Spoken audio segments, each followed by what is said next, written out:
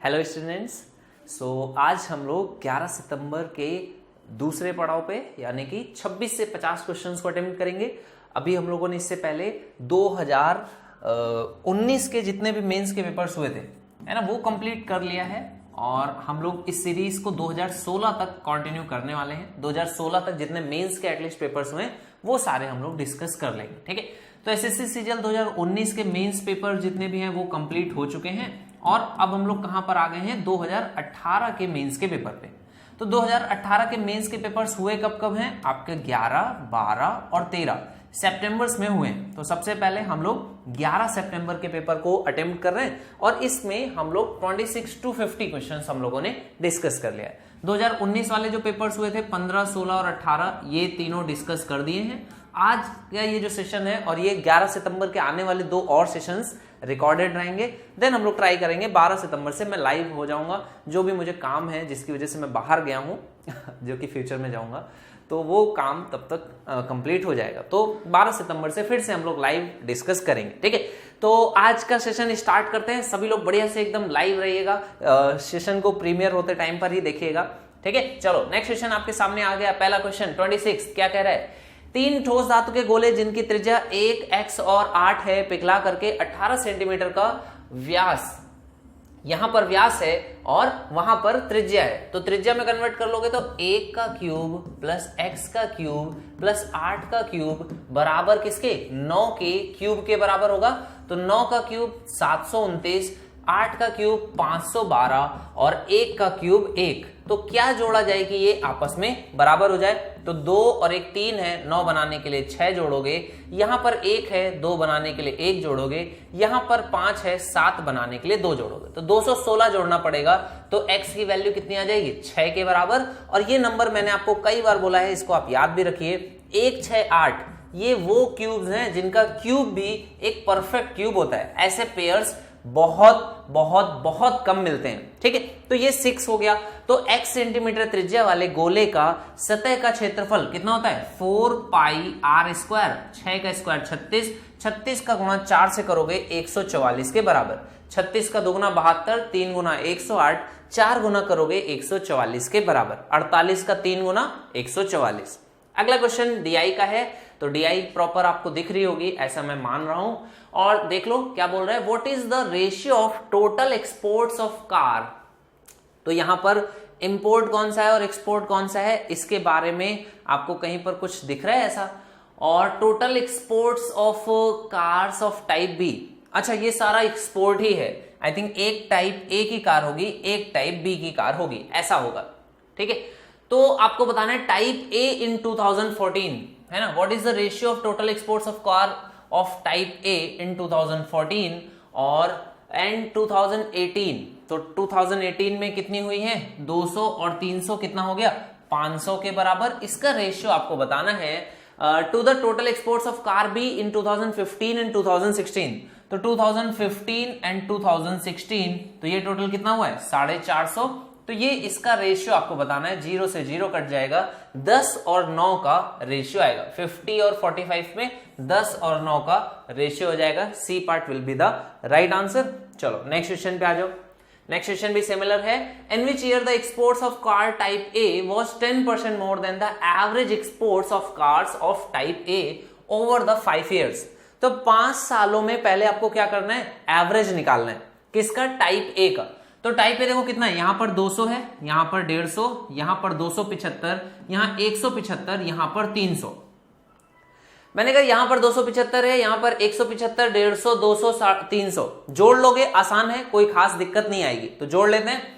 तो ये 275 और 175 कितना हो जाएगा, ये हो जाएगा 200 और 200 450। तो 450 हो गया, 200 और 1 300, 75 और 75 150।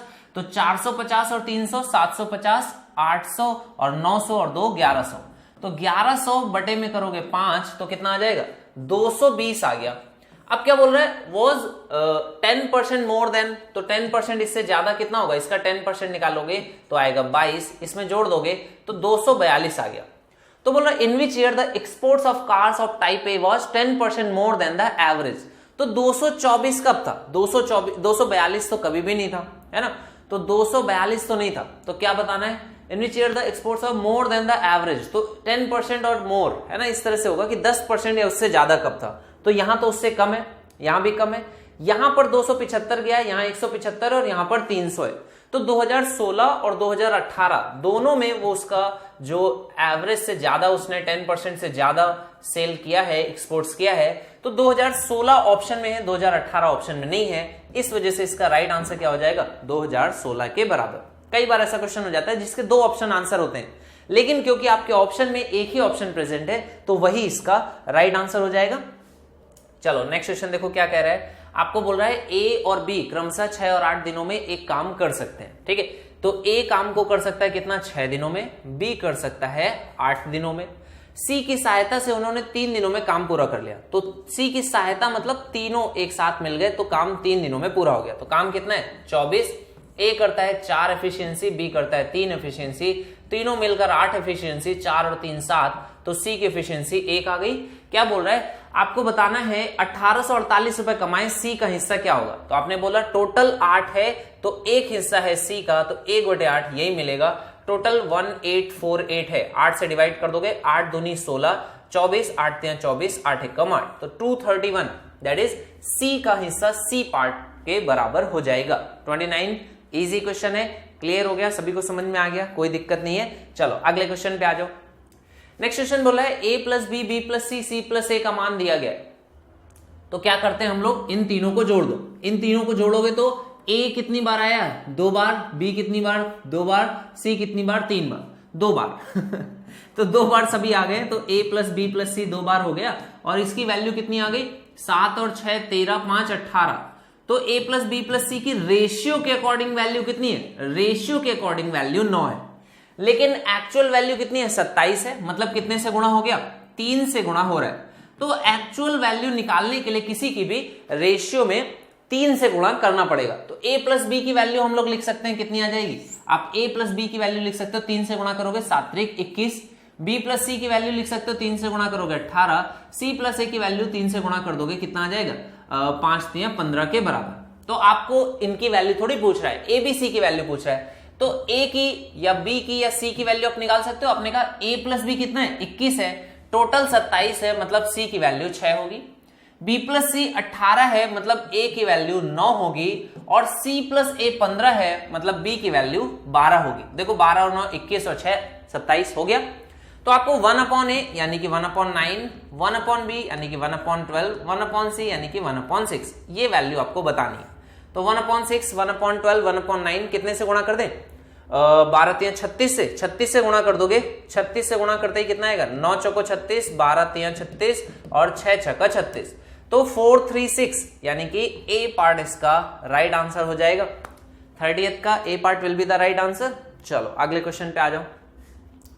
नेक्स्ट क्वेश्चन बोला है एक प्रिज्म का आधार एक ट्रेपेजियम है ना, एक प्रिज्म का आधार कैसा है, एक ट्रेपेजियम है, और जिसके समानांतर पक्ष कितने हैं, 11 और 15 सेंटीमीटर है, और उनके बीच की दूरी कितनी है, 9 है, उनके बीच की दूरी 9 है, तो इसका एरिया, बेस का एरिया कितना आ जाएगा, half sum of parallel sides 11 और 15, और इसमें गुणा कर दो 9 से, तो ये कितना हो गया, 11 और 15 26 का आधा 13, 13 9 117, तो 117 इसका बेस का एरिया आ गया।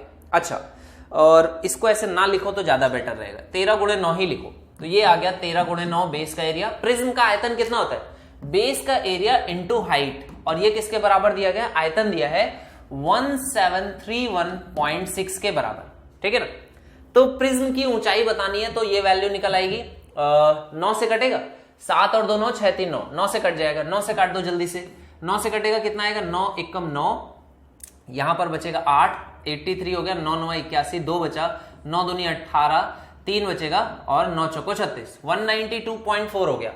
अब 13 से डिवाइड करना है, तो 13 से डिवाइड कर दोगे कितनी बार जाएगा, 13 से डिवाइड कर दोगे तो आ जाएगा 13 एकम 13, 6 बचेगा, 13 पचे 65 होता है, तो 3 प्लस का यहाँ का 10 हो जाएगा, है ना, तो ये कितना आ जाएगा, 13 चौको 4 बार जाएगा, है ना, तो ये आ जाएगा, और 10 आपका रिमाइंडर बचेगा 104, 13 8 104 है ना, 13 7 91, 13 8 104, तो 14.8 ये आपकी हाइट आ जाएगी, ठीक है। तो 14.8 आपका ऑप्शन भी है, C part will be the right answer. चलो नेक्स्ट क्वेश्चन पे आ जाओ। नेक्स्ट क्वेश्चन देखो क्या कह रहा है, नेक्स्ट क्वेश्चन है ट्राइंगल एबीसी, एक आपका ट्राइंगल है एबीसी, ठीक है, और इसमें एबी और एसी के पक्ष क्रमशः पी और क्यू तक निर्मित होते हैं। अच्छा, इसको एक्सटेंड करना है, थोड़ा सा बढ़ाना है, तो ट्राइंगल ऐसा लंबा लंबा सा नहीं, पतला सा बनाओ, ऐसा ट्राइंगल है ना, तो ये आपने एक्सटेंड कर दिया, तो ये आपका ट्राइंगल हो गया।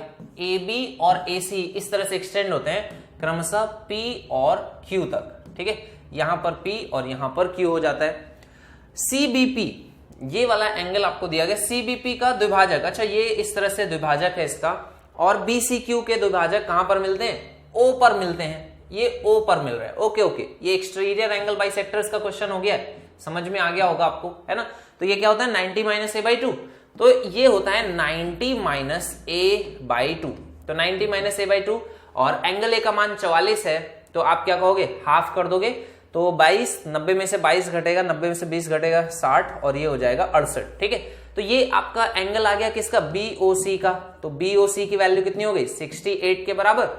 आपसे पूछ रहे हाफ बीओसी का मान क्या होगा, इसका भी आधा करने के लिए कह रहा है, इसका भी आधा कर दो, ठीक है, तो ये कितना हो जाएगा 34 के बराबर, तो ये इसका राइट आंसर हो जाएगा। चलिए नेक्स्ट क्वेश्चन पे आ जाते हैं। नेक्स्ट क्वेश्चन है what is the ratio of total number of workers whose daily wages, नीचे में लिखा गया daily wages are less than 500, तो 500 यहां पर है, तो इससे लेस है, तो ऐसे लोग कितने हैं? 45 और 30 यानी कि 75।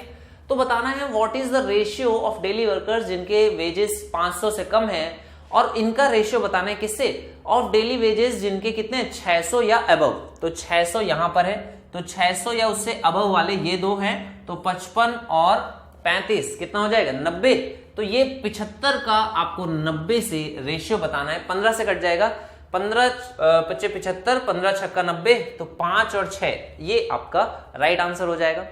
इजी क्वेश्चंस है ना, बढ़िया क्वेश्चंस हैं। चलो अगले क्वेश्चन पे आ जाओ। नेक्स्ट क्वेश्चन बोल रहा है ट्राइंगल एबीसी है और आपको बताना है ट्राइंगल एबीसी में AB का मान कितना है 6 सेंटीमीटर है, AC का मान कितना है 8 है, BC का मान कितना है 9 है। The length of median AD, अच्छा यहां से मीडियन ड्रॉ कर दी गई, अरे वाह ये तो बड़ा ही अच्छा सा क्वेश्चन है।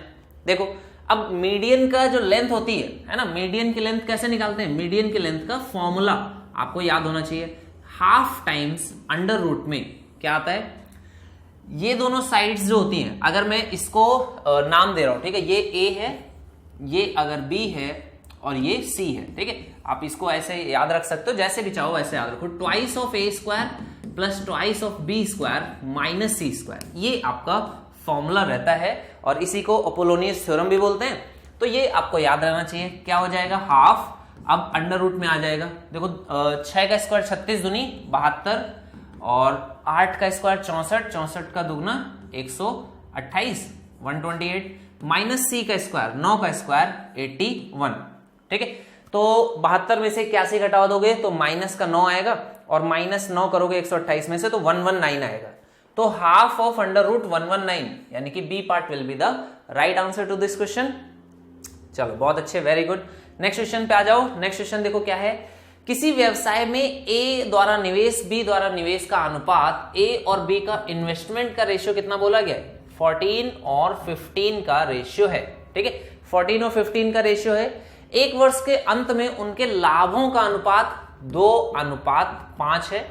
तो आप यहां से ये बता सकते हो कि किस रेशियो में इन्होंने इन्वेस्टमेंट करी थी। 15 में कितने से गुणा करें? 5 आएगा, 1/3, 14 में 2 आए, 1/7। तो इन्वेस्टमेंट का जो टाइमिंग था वो ए अगर 3 महीने था तो बी 7 महीने के लिए था, ए का टाइम अगर 3 था तो बी का टाइम 7 के बराबर था।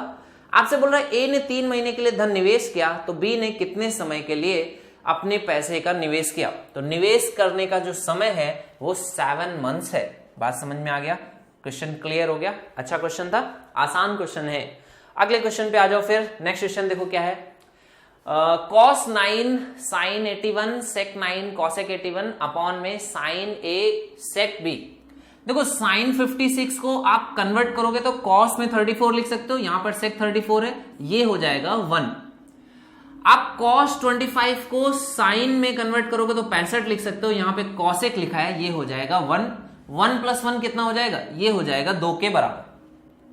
ऊपर में 981 है तो किसी एक में कन्वर्ट कर लो, 9 में कन्वर्ट कर लेते हैं। तो साइन 81 को क्या लिख सकते हैं, cos 9, तो ये हो जाएगा ट्वाइस ऑफ cos 9, प्लस यहां पर कॉसेक है, कॉसेक को किस में कन्वर्ट करते हैं, सेक में, तो इसको लिख सकते हैं ट्वाइस ऑफ सेक 9 के बराबर, इस तरह से लिख सकते हैं, ठीक है ना। तो ये वैल्यू आ जाएगी cos 9 प्लस सेक 9। अब इसको कैसे कन्वर्ट कर सकते हैं, यहां पर आपका ये बन जाएगा, अगर मैंने इसको कन्वर्ट कर लिया, अच्छा ये मल्टीप्लीकेशन है, मल्टीप्लाई नहीं है, मल्टीप्लीकेशन है, मल्टीप्लीकेशन है तो cos और 9 सेक 9 तो आपस में कट जाएगा, 1 हो जाएगा, और 2 से 1 2 कट जाएगा, तो 2 आपका राइट आंसर हो जाएगा। ठीक है, बात समझ में आ गई, चलो वेरी गुड, बहुत अच्छा। तो ये भी क्वेश्चन हो गया क्लियर। नेक्स्ट क्वेश्चन की ओर बढ़ते हैं, तेजी से अपने कदमों को बढ़ाते हैं। एक खोखले गोलार्ध बर्तन की आंतरिक और बाहरी त्रिज्याएं, गोलार्ध है, आंतरिक और बाहरी त्रिज्याएं आपको दी जा रही हैं, है ना। ये आपका इस तरह से हो गया, तो आपको बताना है, इसमें क्या बताना है, आंतरिक त्रिज्या कितनी है, 6 है, तो बाह्य त्रिज्या कितनी है, ये आपकी 7 के बराबर है, इस तरह से है। तो बताइए बर्तन का कुल सतह का क्षेत्रफल क्या है। तो कुल सतह क्षेत्रफल कहां से आएगा, एक ये वाला एरिया, इस वाले पार्ट को आप कैलकुलेट करोगे, एक ये वाला एरिया ये भी आएगा, तो ये भी आपकी सतह को जहां जहां से आप छू सकते हो, जहां जहां से आप टच कर सकते हो वो सब कैलकुलेट होता है। तो आपने कहा सर यहां भी टच कर सकते हैं, बिल्कुल, यहां पे बाकी खोखला है, ऊपर टच नहीं कर सकते, लेकिन इतने पार्ट को आप बिल्कुल टच कर सकते हो।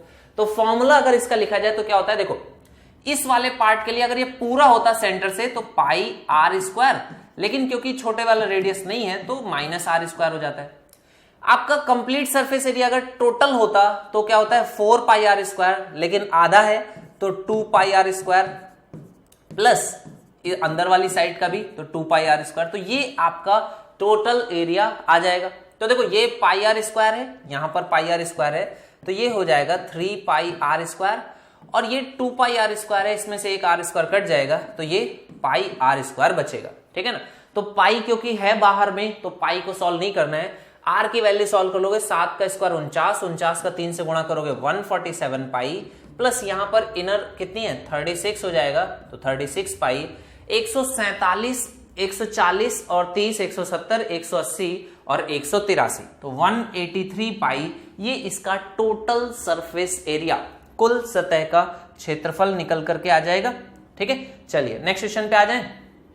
नेक्स्ट क्वेश्चन देखो क्या है, ग्राफ ऑफ इक्वेशंस इंटरसेक्ट, कहां पे इंटरसेक्ट करते हैं ये बताना है।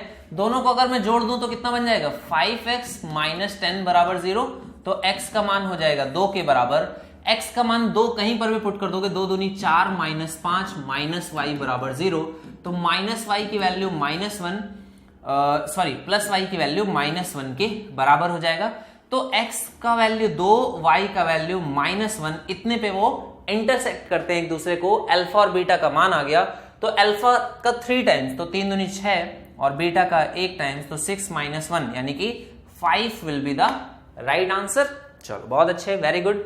नेक्स्ट क्वेश्चन पे आ जाओ।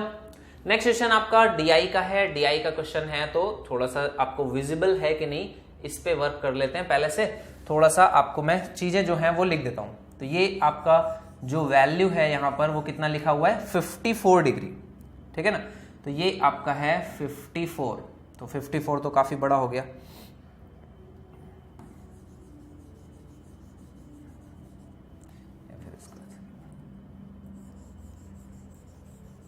आई थिंक इससे तो ज़्यादा टाइम लग जाएगा, तो बेटर ये है कि मैं बता देता हूँ आपको कि क्या पूछा जा रहा है, ठीक है, तो वो आप वर्क कर लो उस पर। ये है 54, तो इसी तरह से है ABCDE, है ना, तो ये C है। क्वेश्चन में जो पूछ रहा है वो मैं बता देता हूँ। What is the number of offices in which the number of employees is between 350 and 650। अब देखो यहां पर जो डाटा दिया गया वो डिग्रीज में है, आपको दे रहा है कि 350 से 650 के बीच में नंबर ऑफ एम्प्लॉइज कहां पर है। तो आप क्या करोगे, ऐसे एक एक कैलकुलेट करके तो चेक नहीं करोगे, तो आप क्या करोगे डिग्री निकाल लोगे, इस वैल्यू की डिग्री क्या है, तो 350 बटे में 2400, ये तो परसेंटेज आ जाएगा। अगर 100 से गुणा करता तो 360 से गुणा करता हूं तो ये मुझे डिग्री बता देगा कितनी डिग्री है, ठीक है। तो 10 से 10, 10 से 10, 12 से काटोगे 2 बार, 12 से काटोगे 3 बार, तो 35 का गुणा 3 से 105, 105 का आधा करोगे तो 52.5 डिग्री, ये इन बिटवीन आपको चेक करना है। 350 से 650, तो 650 के साथ भी सेम चीज करोगे, बटे में टोटल और गुणा कर दोगे 360, तो ये आपकी डिग्री आ जाएगी। आपने कहा 12 से काटेंगे 2, 12 से काटोगे 3, 65 का गुणा 3 में करोगे तो 195, 60 का 3 180, 5 से 15, 195 बटे 2, तो अगर 200 होता तो 100 आ जाता, 97.5, ये आपका आधा हो जाएगा 195 का। तो इससे इसके बीच में जहां जहां पर है बातें वही वहीं पर आपको बताना है। तो आपने कहा यहां पर 54 है, बिल्कुल सेटिस्फाई करेगा। यहां पर कितना है, यहां पर आपका जो वैल्यू है वो 90 डिग्री है ना, तो ये आपका डी में क्या है 90 है। ई आपका कितना है 72 है, ई आपका 72 है, ए आपका कितना है, ए आपका 126 है और बी आपका 18 है। तो कहां पर सेटिस्फाई कर रहे हैं इसके बीच में, आपने कहा ए नहीं है, बी नहीं है, बाकी सी, डी और ई तीनों सेटिस्फाई कर रहे हैं। तो तीनों सेटिस्फाई कर रहे हैं, तो कितने लोग हैं, कितनी कंपनी है, what is the number of offices, 3 offices हैं, तो A part will be the right answer. चलो वेरी गुड, नेक्स्ट क्वेश्चन पे आ जाओ।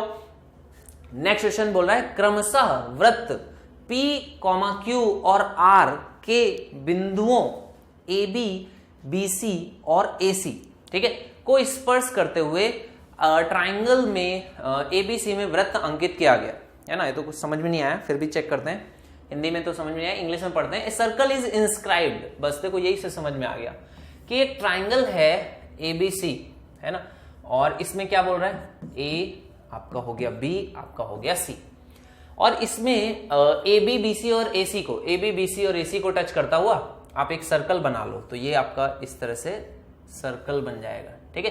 तो AB, P, Q और ये हो गया R, ठीक है। आपको क्या बोल रहा है, एक वृत्त अंकित किया गया है AB माइनस BC, तो AB माइनस BC कितना है 4 है, और AB माइनस AC कितना है 2 है।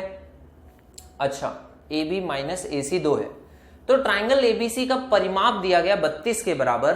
तो ट्राइंगल ABC का परिमाप का मतलब क्या हो गया कि तीनों भुजाओं का सम, तो AB plus BC plus CA, तो तीनों भुजाओं का परिमाप कितना है, ये है 32 के बराबर। और आपको क्या दिया गया है, AB minus BC, AB minus BC दिया गया है कितने के बराबर, ये 4 के बराबर है। और AB minus AC, AB minus AC ये दिया गया है 2 के बराबर। अब ये क्वेश्चन है ऐसा, ठीक है ना, तो एक तरह से 3 इक्वेशन 3 अननोन से सॉल्व किया जा सकता है इसको, है कि नहीं। अगर मैं क्या कर दूं, अगर मैं तीनों को जोड़ दूं, ठीक है, तीनों को अगर जोड़ दूं तो AC से AC कट जाएगा, BC से BC कट जाएगा, तो 3AB आ जाएगा, 3AB आ जाएगा। तो 3AB की वैल्यू कितनी हो जाएगी, 32, 4 36 और 2 38, तो ये 38 आ जाएगी, है ना।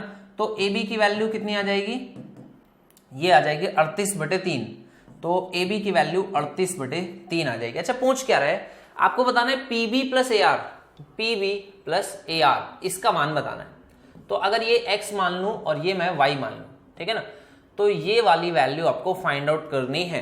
चलो, आई डोंट थिंक इसमें साइड्स की वैल्यू निकालने से कोई बेनिफिट होगा, वैसे जरूरत पड़ेगी तो निकाल लेंगे। इसको ऐसे सॉल्व करते हैं यहां से। देखो, असल में इसमें जो कॉन्सेप्ट लगता है, कभी भी है ना, जो इसमें इंपॉर्टेंट कॉन्सेप्ट है उसको आपको ध्यान रखना है। कभी भी एक ट्राइंगल के अंदर इन सर्कल ड्रॉ किया जाए और इन वैल्यूज के बारे में बात हो रही है, इसका मतलब क्या है कि ये पॉइंट्स एज अ वो पॉइंट वर्क करेंगे जिनसे टेंजेंट ड्रॉ करी जाती है। तो ये दोनों क्या हो जाएंगे, AP AR इक्वल टेंजेंट्स होंगी, BP BQ इक्वल टेंजेंट्स होंगी, CQ CR इक्वल टेंजेंट्स हो जाएंगी। तो इक्वल टेंजेंट्स हो जाएंगी तो आप क्या लिख सकते हो कि अगर ये वैल्यू x है तो ये भी x हो जाएगी, ये y है तो ये भी y हो जाएगा। तो आपको यहां से ओके, आपको क्या पूछ रहा है, आपको PB और AR पूछ रहा था, PB और AR, तो ये बेसिकली आपसे क्या पूछ रहा था, x और y का ही सम पूछ रहा था। तो x और y का सम यानी कि AB की वैल्यू, और AB की वैल्यू आपकी क्या है, AB की वैल्यू अभी आपने निकाल दी 38 बटे 3, तो ये हो गया क्वेश्चन का आंसर। देखो, बढ़िया क्वेश्चन था, समझ में आया सभी को, मजेदार क्वेश्चन था कि नहीं, ठीक है। तो ये क्वेश्चन इस तरह से पूछा जा सकता है। काफी कुछ इसमें ऐसा लग रहा था शायद कुछ अलग है, लेकिन जैसे ही सॉल्व किया तो आंसर आ गया, ठीक है। चलो नेक्स्ट क्वेश्चन की ओर बढ़े।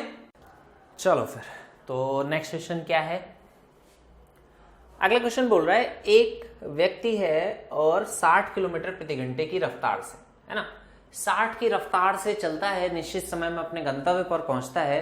यदि अपने यात्रा का 60% हिस्सा 2/5 समय में पूरा करता है तो उसे किस गति से, अब देखो यहां पर क्या 2/5 समय, तो हम लोग क्या मान लेते हैं कि उसकी जो रफ्तार थी वो तो दी गई थी 60, 2/5 है ना, तो टोटल समय मान लो 5 घंटा, तो 5 घंटा हो जाएगा तो कितनी दूरी तय करेगा 300।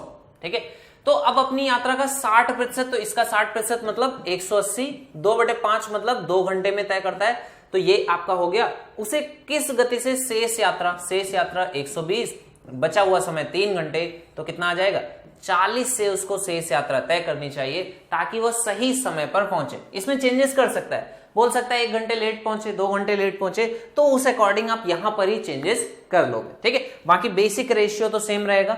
चलो अगले क्वेश्चन पे आ जाओ। नेक्स्ट क्वेश्चन क्या है, ए और बी की आय का अनुपात, इनकम का रेशियो कितना है, ए और बी की इनकम का रेशियो है 5:7, 5:7 है, और इनके कितने कितने बचाते हैं, 4000 ए बचाता है, तो बी कितना बचाता है 5000 रुपए बी बचाता है। और क्या बोल रहा है, ए का व्यय बी के व्यय का 66 and 2/3% है। अगर बी का व्यय 3 है तो ए का व्यय कितना है 2 है, इसके व्यय का इतना परसेंट है, ये मतलब हो गया। तो ए और बी की कुल आय आपको बतानी है।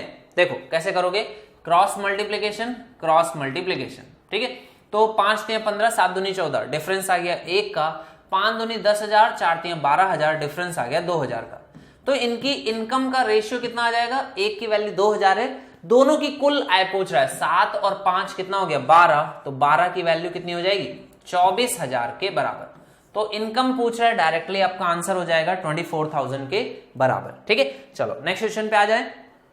देखो नेक्स्ट क्वेश्चन क्या है, 5 sin theta - 2 cos theta upon में 3 sin थीटा + 3 cos थीटा, ये आपको वैल्यू बतानी है। आपको दिया गया है, क्या दिया गया है, 5 sin थीटा जो है वो बराबर है किसके, 4 cos थीटा के, या फिर आप क्या कहोगे यहां से sin थीटा अपॉन में cos थीटा, इसकी वैल्यू आप निकाल लो, दैट इज 4/5 के बराबर। ये आपका sin theta upon cos theta 4/5 हो जाएगा, या sin थीटा की वैल्यू 4 तो cos थीटा की वैल्यू 5 रख सकते हो।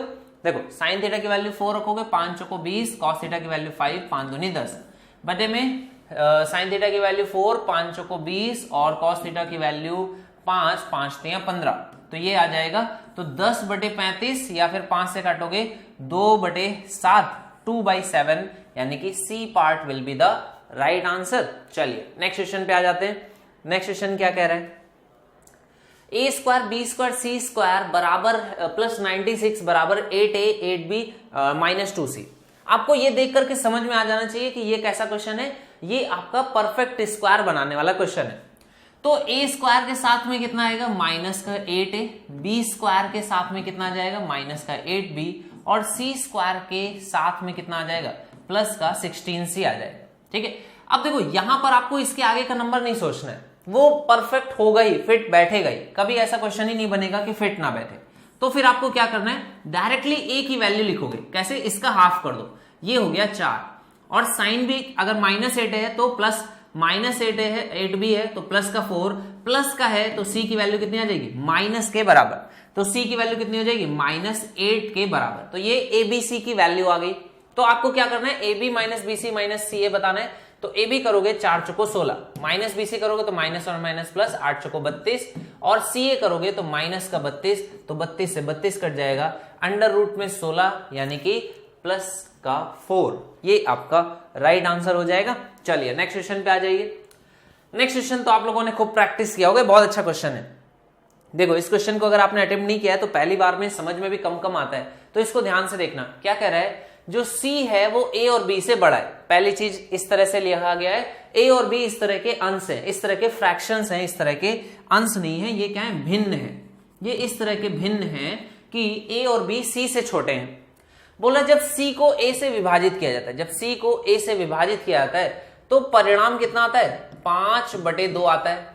ठीक है ना, जब C को A से विभाजित किया जाता है तो परिणाम 5/2 आता है, और ये B से 7/4 अधिक है। तो देखो 5/2 जो है ना वो B से कितना अधिक है, अगर B में 7/4 जोड़ दिया जाए तो ये अधिक है। ये दूसरी लाइन है ना, ये बहुत इंपॉर्टेंट है, ये दूसरी लाइन हो गई। तो यहां से आपको B की वैल्यू निकल आएगी, कितनी आ जाएगी, आप इसको बटे में 4 करोगे तो 2 से ऊपर नीचे गुणा कर लोगे, 2 से ऊपर नीचे गुणा तो ये 4, तो 10/4 लिख सकते हैं। तो b की वैल्यू डायरेक्टली कितनी आ गई, 3/4 के बराबर। आपको b की वैल्यू मिल गई। अब क्या बोल रहा है, देखो तीनों का जो सम है वो 1 सही 11/12, यानी कि 12 और 1 11 23, 23/12, ये तीनों का सम है। तो देखो इसमें आपको b की वैल्यू पता है, 3/4 लिखूं या फिर 9/12 लिख सकता हूं।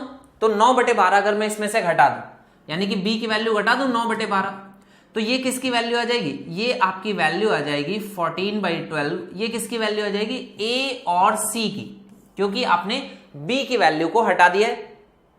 देखना भाई, देखो एक इक्वेशन ये दिया गया कि c को a से विभाजित करने पर इतना मिलता है और ये b से इतना अधिक है, तो आपको यहां से b की वैल्यू निकल आई कितनी, ये आपको b की वैल्यू निकल करके आ गई। इसी वैल्यू को हम लोग इस तरह से भी लिख सकते हैं। तो आपने कहा इस तरह से लिखने से फायदा क्या हुआ कि तीनों का सम यहां पर दिया गया था a + b + c का, b की वैल्यू हम लोगों ने इस साइड घटा दिया, तो हमें a और c की वैल्यू का सम निकल करके आ गया कितना, 14/12 के बराबर। अब देखो c और a किस रेशियो में, 5 और 2 के रेशियो में। 5 और 2 के रेशियो में इसको 14/12 को कितना लिख सकते हैं, 7/12 की तरह भी लिख सकते हैं। तो अगर a और c किस रेशियो में, 2 और 5 के रेशियो में, तो इनका सम कितना होगा, इनका सम हो जाएगा 7। तो अगर 7 की वैल्यू मैं देखूं तो 7/12 है, तो दोनों की वैल्यू मैं लिख सकता हूं कितनी आ जाएगी, a की वैल्यू कितनी आ जाएगी, a की वैल्यू आ जाएगी 2/12 और c की वैल्यू कितनी आ जाएगी, 5/12 के बराबर। तो ये क्वेश्चन को करने का शॉर्टेस्ट मेथड है। अदर देन दैट अगर आप किसी भी मेथड से करोगे तो थोड़ा बहुत इतना ही टाइम या इससे ज्यादा ही लगेगा। तो फाइनली आपको बताना क्या है, c - a, तो 5 में से 2 घटाओगे तो 3, तो 3/12 यानी कि 1/4। तो इसका ऑप्शन आई थिंक कोई कहीं पर कुछ गड़बड़ है। एक बार फिर से जल्दी से चेक कर लेते हैं, b आपका कितना आ जाएगा, b की वैल्यू कितनी आ गई, 10 में से 7 गया 3/4, तो 3 से गुणा कर दिया तो 9/12, तो 4 × 12, 3 × 9, b तक सही है। और यहां पर आपने लिखा 12 और 11 23/12, इसमें से 9/12 घटा दोगे तो 23 में से 9 घटाओगे ये आ जाएगा 14, ठीक है। और 14/12 को 7/12 लिख सकते हैं। तो c और a 5 और 2 हैं, तो c - a तो 3, तो 7 3/12, 1/4 ही इसका आंसर होना चाहिए। तो इसमें एक ऑप्शन आप इसको करेक्ट कर लोगे, 1/4 should be the right answer, ठीक है। तो डी पार्ट इसका करेक्ट आंसर हो जाएगा। c - a का मान पूछ रहा है, जो कि आप निकाल सकते हो। चलो नेक्स्ट क्वेश्चन पे आ जाओ। नेक्स्ट क्वेश्चन बोला है एक ट्राइंगल में एंगल ए दिया गया है 58 डिग्री के बराबर, आपको बताना है त्रिभुज का अंतः केंद्र इतना है, तो BIC का मान क्या होगा। अंतः केंद्र I पर है, तो BIC क्या होता है 90 + a/2, तो 90 + a/2 कर दोगे तो 58 का आधा 29, 90 में 29 जोड़ दोगे तो कितना आ जाएगा 119, तो 119 के बराबर हो जाएगा। तो A part will be the right answer. चलो नेक्स्ट क्वेश्चन पे आ जाओ। राधा अपने माल को लागत मूल्य से 25% ऊपर चिन्हित करती है, 35% सामान। अब ये क्वेश्चन तो बहुत सारे बच्चों की प्रॉब्लम है, बहुत सारे बच्चों को ये टाइप ही समझ में नहीं आता है कि सर 35% में बेचते हैं इतने में, बचे हुए को इतने में, शेष को इतने डिस्काउंट देते हैं, तो प्रॉफिट्स कैसे कैलकुलेट करें। एक इसको क्वेश्चन को करने का एक बढ़िया तरीका मैं आपको बता देता हूं। आप क्या करो, 100 वस्तुएं मान लो, 100 वस्तुएं, और हर एक वस्तु की कीमत भी कितनी है 100 रुपए। हर एक वस्तु की कीमत 100 रुपए और 100 वस्तुएं हैं, एक वस्तु की कीमत 100 रुपए है। ये बहुत बेसिक मेथड है, इससे टाइम ज्यादा लगेगा, बाकी फिर आप शॉर्टकट्स भी अप्लाई कर सकते हो, ठीक है। तो हर एक की जो कीमत है, ये कीमत 100 रुपए है, 25% ऊपर चिन्हित करती है तो 125 तो चिन्हित कर देती है, ठीक है। 35% सामान, सामान कितना है 100 है, तो उसमें से 35 को क्या करती है, 35% सामान को चिन्हित मूल्य पर, यानी कि 125। तो अब आप यहां पर 125 नहीं, प्रॉफिट लिखो, सीधे से प्रॉफिट। तो प्रॉफिट कितने का हो रहा है 25 का प्रॉफिट हो रहा है 35 पे। और 40% सामान, 40% सामान यानी कि 100 में से 40% तो 40 हो गया, और 15% की छूट। अब इस पे देखो 15% की छूट दे दो, तो 10% की छूट दोगे तो कितना आएगा 12.5, और 5% की छूट दोगे तो 6.25। तो आपने कहा कि 15% टोटल कितना हो जाएगा 18.75। तो 18.75 आप घटा दोगे इसमें से तो कितना बचेगा, 19 घटाते तो 6 बचता, 18.5 घटा रहे हैं तो 6.25 प्रॉफिट बचेगा। तो 6.25 आपका प्रॉफिट बचेगा। तो यहां पर 40 चीजों पर जो प्रॉफिट हो रहा है ना, मैं प्रॉफिट लिख रहा हूं 6.25 है, और शेष 20% है ना। अब देखो 35% सामान चिन्हित मूल्य पर बेच दिया, 40% 15% की छूट पर, और शेष सामान, तो शेष कितना है 40 और 35 कितना हो गया आपका 75 हो गया, तो बचा हुआ 25 है। और बचे हुए को शेष को 20% का डिस्काउंट पे। तो 125 की चीज पे 20% का डिस्काउंट कितना होगा?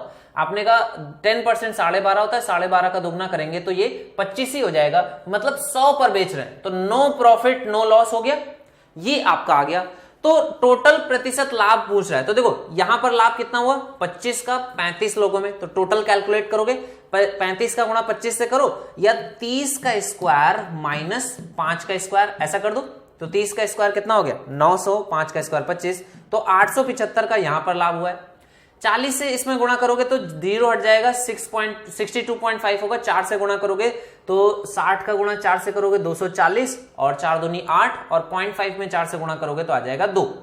तो 240 और 8 और 2, तो ये कितना हो जाएगा 250 के बराबर, और यहां पर कोई प्रॉफिट नहीं हुआ। तो टोटल प्रॉफिट आपको कितना हो गया? टोटल प्रॉफिट हुआ 8 और 2 10, यानी कि 1000 और 1000 और कितना 1000 और 1125 रुपए का। तो 1125 का आपको क्या हो गया प्रॉफिट हो गया। अब कितने रुपए पे प्रॉफिट 1125 हुआ है? 100 गुणे 100। एक वस्तु 100 रुपए की थी, ऐसी 100 वस्तुएं थी, इतने पर इतने का प्रॉफिट हुआ। प्रतिशत में आंसर निकालोगे, 2 0 से 2 0, 100 से इसको डिवाइड कर दोगे तो कितना आ जाएगा? ये आपका आंसर आ जाएगा कितना 11.25 के बराबर। अब ये काफी कैलकुलेशन हालांकि कर लिया आपने, लेकिन बेसिक से था तो आपको समझ में पूरा आया होगा। अब इसको थोड़ा सा शॉर्ट में भी कर सकते हो। अगर मूल्य 25% अधिक चिन्हित किया तो 25% का प्रॉफिट होगा। अगर अंकित मूल्य पर बेचेंगे तो आप 100% वस्तुओं को 35% को कितने पे बेच रहे हो? 25% के प्रॉफिट पे। और क्या कर रहे हो 40% को 15% का डिस्काउंट दे रहे हो, तो 40% को 25% अधिक चिन्हित किया है तो कितना किया 4 से 5 किया, और कितने का डिस्काउंट दे रहे हो 15%, मतलब 3/20, यानी कि 20 से कितना हो रहा है 17 हो रहा है। तो ये डिस्काउंट की वैल्यू निकाल लोगे 80 से 85, यानी कि आपका 5/80 1/16, यानी कि 6.25%। 6.25% का यहाँ पे प्रॉफिट हो रहा है। और बचे हुए पर शेष पर तो 40 और 35 75, तो 25 पे कोई भी प्रॉफिट नहीं था, 0% प्रॉफिट। यहां पर भी देखो कैलकुलेशन ऑलमोस्ट सेम आएगी, बस यहां पर जब आप परसेंटेजेस कैलकुलेट करोगे तो यहीं पर ही आपकी जो वैल्यू है वो 11.25 हो जाएगी। यहां पर हम लोगों ने क्योंकि वैल्यू 100 मान ली थी तो आपको गुणा किया। अगर परसेंटेज यहीं पे कैलकुलेट करोगे थोड़ी सी कैलकुलेशन यहां पे बढ़ेगी, लेकिन शॉर्ट में हो जाएगा। तो डिपेंड करता है, जो भी आपको मेथड अच्छा लगता है। बेसिक मेथड बढ़िया लगेगा आपको, है ना। 100 वस्तुएं और हर एक का कीमत 100 रुपए। ओके, नेक्स्ट क्वेश्चन जो है, देखो ये क्वेश्चन बहुत अच्छा है। इस क्वेश्चन को मैं पहले भी एक बार कर चुका हूं और उसमें टाइम भी लगता है, तो एक और मेथड मैंने इसका आज देखा है, अच्छा मेथड है, आप लोग उसको भी सीखिए। बेसिक मेथड भी अच्छा क्वेश्चन है, और ये क्वेश्चन मैंने प्री अटेम्प्ट कर रखा है, पहले से अटेम्प्ट कर रखा है। तो अगर किसी बच्चे को फर्स्ट टाइम में इसमें प्रॉब्लम आती है तो कोई दिक्कत नहीं, आप ये समझ लो कि क्वेश्चन बहुत अच्छा है, ठीक है। तो इसमें टाइम लग रहा है तो कोई प्रॉब्लम नहीं, आप क्वेश्चन को प्रॉपरली पहले रीड कर लो। इसका जो फिगर होगा वही सबसे ज्यादा इंपॉर्टेंट होगा, ठीक है ना। तो इसका फिगर बहुत अच्छे से देखो। आपने क्या किया, आपने एक सर्कल ड्रॉ कर लिया, PQRS एक चक्रीय चतुर्भुज है, तो PQR और S है ना। तो ये आपका PQ है, ये आपका QR, ये आपका RS और ये आपका SP है, ठीक है। तो PQ सबसे बड़ी भुजा है, और फिर QR फिर यहां पर इस तरह से है, RS आपका इस तरह से है, SP की वैल्यू आपसे पूछ रहा है, ठीक है ना। देखो PQ की लेंथ कितनी है 14.4, और QR की लेंथ कितनी है, ये आपका 12.8 हो गया, और आपको SR की लेंथ कितनी दी गई है 9.6, तो ये 9.6 हो गया। आपसे क्या पूछा है SP की लेंथ बतानी है। एक कंडीशन और दी गई है, जो PR है, जो आपकी PR है, ये क्या करती है QS को, ये आपकी इस QS को मिड से बाइसेक्ट करता है ना, 20 से काटता है, मतलब कि ये हिस्से आपस में कैसे हैं इक्वल है। यहां तक बात समझ में आ गई, कोई प्रॉब्लम नहीं है, ठीक है। अब देखो इसमें कॉन्सेप्ट जो लगता है वो क्या है वो देख लो। सबसे पहली चीज इसमें यह रहता है कि अगर आप कभी भी इस तरह से बनाते हो तो इसमें जो ये जो दो ट्राइंगल्स होते हैं, कौन सा, ये वाला और ये वाला, ये आपस में सिमिलर होते हैं। कैसे सिमिलर होते हैं देख लो, क्योंकि ये इस तरह से डायगोनल्स कट कर रहे हैं, तो ये एंगल और ये एंगल इक्वल होंगे। क्यों? क्योंकि शीर्षाभिमुख कोण है, ऑपोजिट एंगल है, वर्टिकली ऑपोजिट।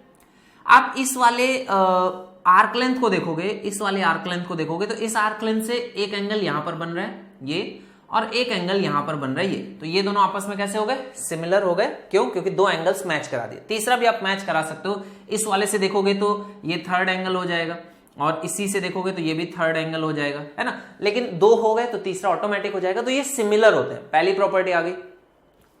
अब दूसरी प्रॉपर्टी जो मैं अभी बताऊंगा उसको ध्यान रखना कि आपका अगर ये सिमिलर है तो ये तो हो ही गया। अब क्योंकि ये वाली जो लाइन थी ये क्या थी, इसको दो पार्ट्स में ब्रेक कर रही थी, तो अगर मैं ट्राइंगल की बात करूं तो ये क्या है, मीडियन है।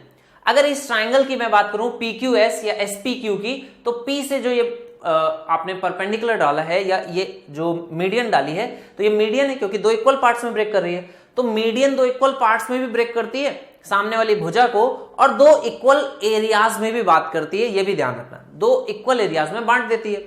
अब देखो इसका यूज हम लोग कैसे करेंगे वो समझना। देखो इक्वल एरियाज के इक्वल साइड, आपके जो इक्वल एंगल्स हैं उनके सामने की साइड्स का जो रेशियो होगा, उसी रेशियो के स्क्वायर के फॉर्म में एरिया आता है, ठीक है।